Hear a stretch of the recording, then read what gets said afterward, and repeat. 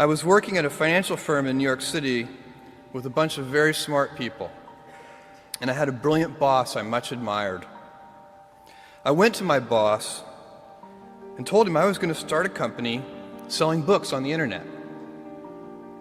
He took me on a long walk in Central Park, listened carefully to me, and finally said, "That sounds like a really good idea, but it would be an even better idea for someone who didn't already have a good job." You can have a job, or you can have a career, or you can have a calling. And if you can somehow figure out how to have a calling, you have hit the jackpot, because that's the big deal.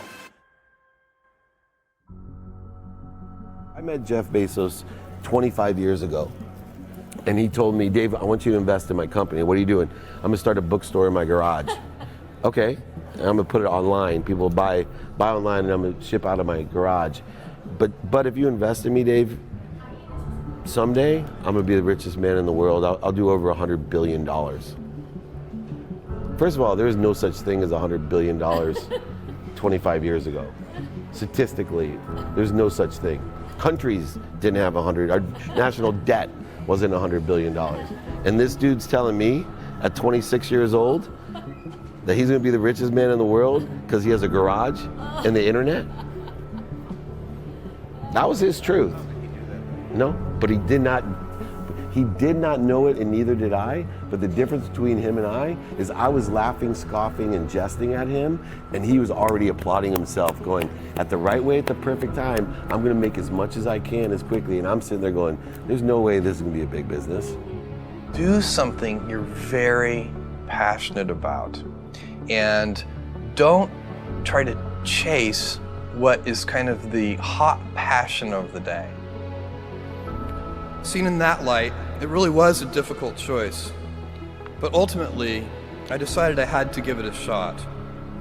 I didn't think I'd regret trying and failing, and I suspected I would always be haunted by a decision to not try at all. After much consideration, I took the less safe path to follow my passion, and I'm proud of that choice.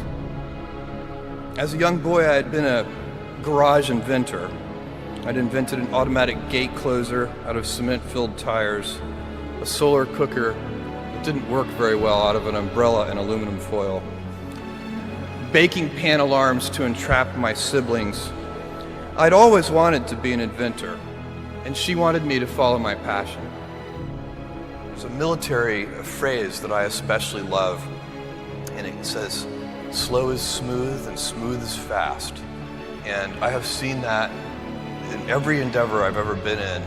That's the kind of thing that really allows you to make progress. You know, you get certain gifts in life and you want to take advantage of those, but I guess my advice on adversity and success would be to be proud not of your gifts, but of your hard work and your choices.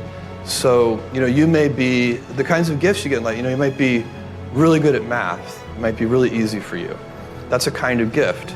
But practicing that math and taking it to the next step, that could be very challenging and hard, and take a lot of sweat. That's a choice. You can't really be proud of your gifts because they were given to you. You can be grateful for them and thankful for them. But your choices, you choose to work hard. You choose to do hard things. Those are choices that you can be proud of. You can choose. We all get to choose our life stories, and it's the choices that define us, not our gifts. Everybody in this room has many gifts. I have many gifts. You can never be proud of your gifts because they're gifts. They were given to you. You might be tall, or you might be really good at math, or you might be extremely beautiful or handsome, or there are many gifts, and you can only be proud really of your choices because those are the things that you are acting on. And one of the most important choices that each of us has, and you know this just as well as I do, is you can choose a life of ease and comfort, or you can choose a life of service and adventure. And when you're 80, which one of those things do you think you're going to be more proud of? You're going to be more proud of having chosen a life of service and adventure. There's never been a better time to be alive.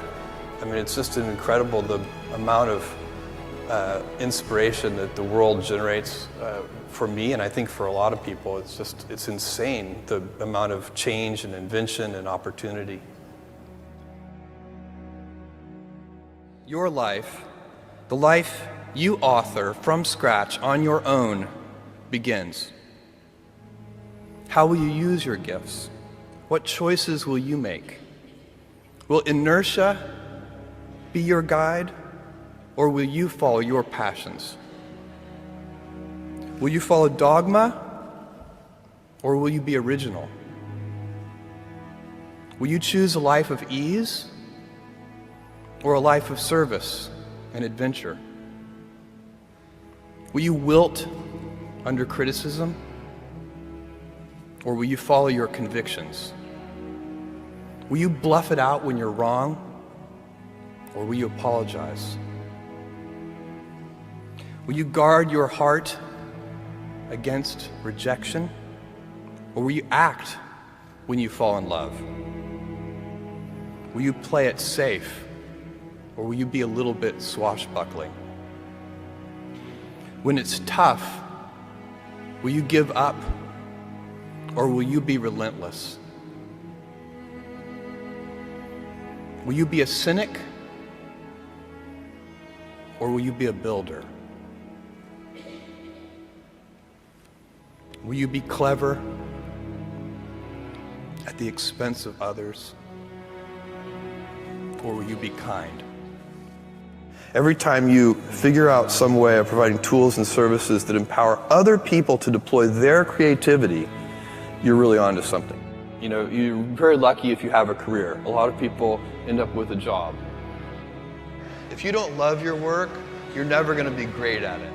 Jules Verne, Mark Twain, Galileo, Newton, all the curious from the ages would have wanted to be alive, most of all, right now.